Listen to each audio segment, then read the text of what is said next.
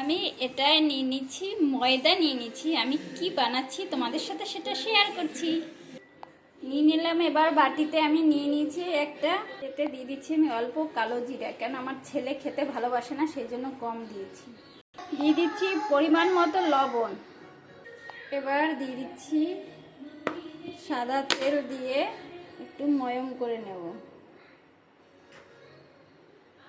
এবার আমি ভালো করে এটাকে মাখিয়ে নিচ্ছি। তেল দিয়ে আমার এটা ভালো করে ময়ম করা হয়ে গেছে। এবার জল দেব। আমি অল্প অল্প করে জল দিয়ে নিলাম। অল্প অল্প করে জল দেবো, অল্প অল্প করে মাখাবো। দেখো ময়দার ডোটা আমার মেখে রেডি হয়ে গেল। কিছুক্ষণ রেখে দিই। এখানে আমি কড়াই বসিয়ে নিয়েছি। এর উপরে নিয়ে আমি এটাকে বেলে নিলাম। দেখো এই শেপে আমি কেটে নিচ্ছি। ঠিক আছে, সবগুলো এভাবে আমি কেটে নেব। কেটে আমি এই তেলের ভিতরে দিয়ে দিচ্ছি। তেল দিয়ে দিয়েছিলাম আগে, তেলটা গরম হয়ে গেছে। এই দেখো কত সুন্দর ফুলে ফুলে উঠছে। এতে কিন্তু আমি সোডা টোডা কিছু দেইনি, কত সুন্দর হচ্ছে। দেখো তোমরা তো বাজার থেকে কিনে খাও, সেটা কোন তেল না কোন তেল, তার থেকে নিজেরা ঘরে একটু কষ্ট করে বানিয়ে নেবে, বাচ্চা বড়রা সবারই খুব উপকার। তাই আমার বর তো বাইরে বাইরে খায়, পুজোর সময় ঘরে না খেলে ভালো লাগে।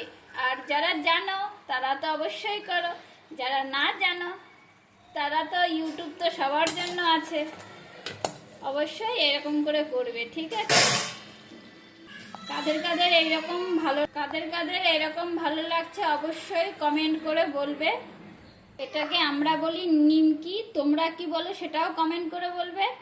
আর আমার বর এটাও চায়ের সাথে খুব ভালোবাসে, আর আমার ছেলে তো সব সময় খেতে ভালোবাসে। দেখেছো সবগুলি ফুলেছে, কত সুন্দর ফুলেছে। দেখো এই দেখো এক থালা বানিয়ে নিয়েছি আমি। এরকম তোমরা খেতে চাইলে ঘরোয়া পদ্ধতিতে এরকম করে বানাবে আর মচমচা করে খাবে, দুর্দান্ত লাগবে। আর তোমাদের এরকম রেসিপি পেতে চাইলে আমাকে লাইক, কমেন্ট, শেয়ার, সাবস্ক্রাইব অবশ্যই, আর পাশে থাকো বেল আইকনটা দাবিয়ে। Tata, bye by.